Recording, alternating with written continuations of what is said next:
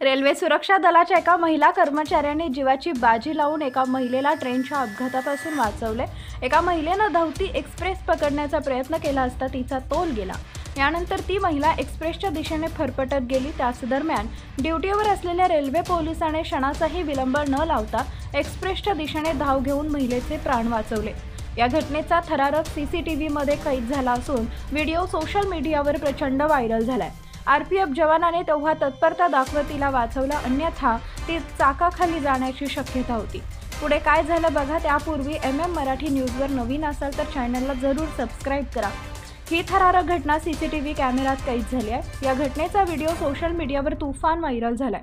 महिलेला सुखरूप बाहेर काढल्यानंतर पोलीस आणि महिलेच्या मदतीला शेजारी असलेले प्रवासी तात्काळ धावून आल्याचं व्हिडिओ दिसत आहे। या महिला कर्मचाऱ्याचंही सोशल मीडियावर कौतुक होतंय।